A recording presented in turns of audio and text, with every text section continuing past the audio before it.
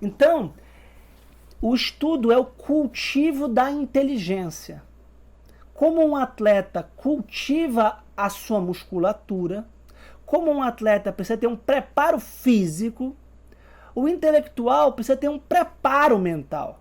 Ele tem que ter uma memória muito exercitada. Ele tem que ter uma ordem intelectual, capaz de explicar as coisas, de comparar as coisas, de conceituar as coisas. Ele precisa ter uma experiência nas ciências, da retórica, da lógica, da gramática, por exemplo, para lembrar do Trivium clássico. Então, ele precisa de muito esforço. E esse esforço, ninguém vai dar por ele.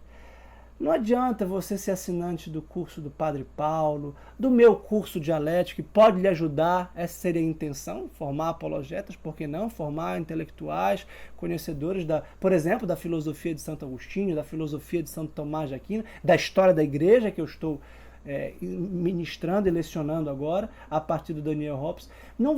Ninguém vai fazer por você. Você vai ter que estudar. Não adianta fazer uma graduação e um doutorado em teologia. Não adianta. Claro, é muito recomendado que, se você tiver essa vocação, faça. Acho ótimo. Mas você vai precisar de um labor intelectual. E esse labor intelectual não é um gosto. Eu amo o que eu faço. Todo dia, o dia inteiro, há muitos anos. Mas tem dias que posso não estar afim. Mas eu não posso me excusar de um chamado divino.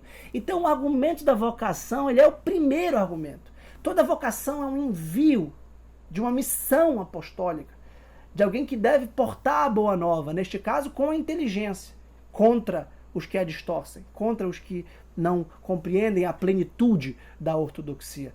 Então, é um dever estudar.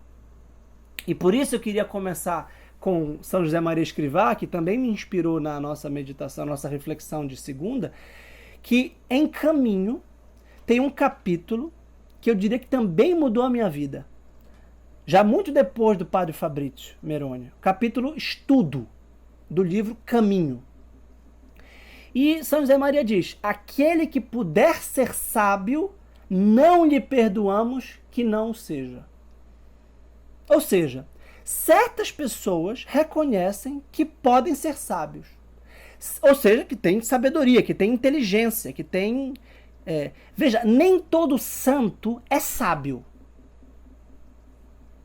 Porque tem santos que não têm a sabedoria no sentido discursivo, no sentido intelectual. Pode ser um santo analfabeto, São Curadás. Pode ser um Padre Pio que não tem teologia, como Santo Tomás de Aquino. Ou seja, alguns santos e alguns cristãos têm uma vocação muito específica. E se eles receberam esta vocação, eles não podem renunciá-la. Eles podem renunciá-la pela liberdade humana que o próprio Deus deu. Mas eles seriam frustrados, fracassados e nada pior do que não corresponder à sua vocação, sobretudo quando você a reconhece. Porque você vai ter que prestar conta no juízo da sua vocação. Aliás, todos têm vocação. Uma vocação específica. E depois São José Maria diz: para um apóstolo moderno, 1 hora de estudo é 1 hora de oração. E depois ele diz: se ter de servir a Deus com a tua inteligência, se tens de servir a Deus com a tua inteligência, para ti estudar é uma obrigação grave. E isso foi a primeira vez que eu li isso, eu fiquei assim muito tocado. Na verdade, eu fiquei atropelado. Eu fiquei atropelado e estou atropelado há uns 9 anos com essas. Porque isso é claramente uma vocação intelectual que eu sinto ter, como se Deus tivesse me falado por meio desse santo. O mesmo santo diz: estuda com empenho. Se tens de ser sal e luz, necessitas de ciência, de idoneidade, ou julgas que, por seres preguiçoso e comodista, has de receber ciência infusa. Então, Padre Fabrício Meroni, São José Maria Escrivá e logo depois Sertilange, A Vida Intelectual, que é uma obra-prima. É uma obra que é difícil até de elogiá-la. Tanto é maravilhosa que eu gravei um curso, o primeiro curso que eu gravei em 2016 para o meu recém-parido site dialético.com.br, e para o meu recém-partejado canal do YouTube, que era Dialético, agora é o meu nome, Vitor Salles Pinheiro, está disponível online gratuitamente, é o curso sobre a vida intelectual. Para deixar bem claro, até mesmo para mim, digamos assim, o que eu estou fazendo. Porque o que você tem que se perguntar é: o que você está fazendo com a sua existência? Você reconhece que há Deus, que ele tem uma só natureza e três pessoas diferentes, mas indissociáveis e inseparáveis, que a segunda pessoa, Jesus Cristo, encarnou para nos redimir e deixou a sua santa esposa entre nós, depositária da graça sacramental pela qual nós podemos nos santificar e redimir os nossos pecados. E que você é uma criatura individualmente pensada por todo o coração de Deus, com uma missão que só você pode cumprir e que eu não posso substituir.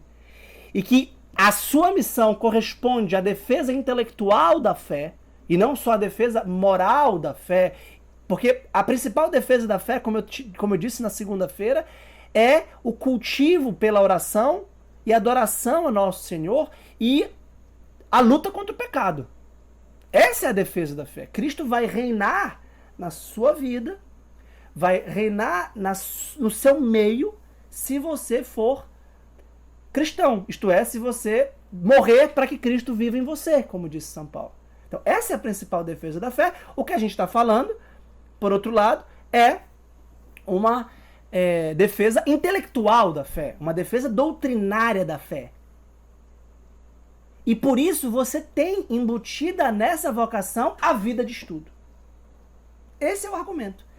E o mandamento explícito de Nosso Senhor, como eu também lembrei na segunda-feira, eu gostaria de tatuar, se eu pudesse, na minha mão, embora eu não goste de tatuagem, porque é algo que tatuar na minha alma. Amarás o Senhor teu Deus de todo o teu coração, de toda a tua alma e de todas as tuas forças e com todo o teu entendimento. E ao próximo como a ti mesmo. E se a gente repetir isso diariamente, constantemente, tá? A gente vai perceber que Nosso Senhor está reforçando a completude do amor, um coração indiviso, e que o entendimento é uma faculdade humana. Vejam, todos são inteligentes, todos têm capacidade intelectual. Só que uns têm a capacidade intelectual de Tomás de Aquino, de Agostinho, de Atanásio, de Leão Magno, de um pai da igreja. Então você tem o pai da igreja e os restos, os réis mortais. Você tem o São José Maria de Escrivá, que é um intelectual de última grandeza, que tem uma capacidade expressiva que você não tem, que eu não tenho. Você tem o São João Paulo II, idem. Então, a capacidade intelectual tem diversos níveis. O que interessa é que você atualize ao máximo a sua potência. E claro que você se compara a Tomás de Aquino, que é o modelo dos modelos, digamos assim. Aquele de uma teologia, de uma filosofia a mais perfeita possível. E praticamente todos os papas, digamos, ele é o doutor Angélica, é o doutor comum da igreja, reconhecido há 7 séculos, ou há 7 séculos, 1300 é o seu século, porque tem uma doutrina muito clara, muito articulada, muito conceitual. E se você puder entendê-lo e estudá-lo, você deve entendê-lo e estudá-lo. Porque, para alguns, o Catecismo da Igreja Católica, que é uma doutrina muito coesa, muito boa, muito bem feita, o de São Pio X também, é pouco. Como para mim. Veja que isso não é soberba, tá? Eu falei da soberba porque a soberba ataca muito o intelectual. Eu digo, ali está tudo, a Sagrada Escritura não é pouco. Né? Um verso de São João nunca é pouco. Mas você vai querer aprofundar. Por exemplo, você pode querer, ou dever, conhecer o latim. Depois conhecer o grego. Quem sabe conhecer o hebraico. Saber da teologia patrística, da teologia escolástica. Entender os pressupostos filosóficos da teologia patrística, que é sobretudo Platão e o neoplatonismo. A da teologia escolástica, que é sobretudo Aristóteles. E um aristotelismo árabe. E tudo isso vai fazendo sentido. E tudo isso vai articulando de modo muito... Vai se articulando na sua vida, na sua inteligência, de modo muito claro. E você se reconhece no interior de uma tradição. E aí surge, como eu antecipei também na segunda, uma dialética muito fecunda entre fé e razão. Um círculo virtuoso entre amor e conhecimento, como descrito de modo magistral por Santo Agostinho.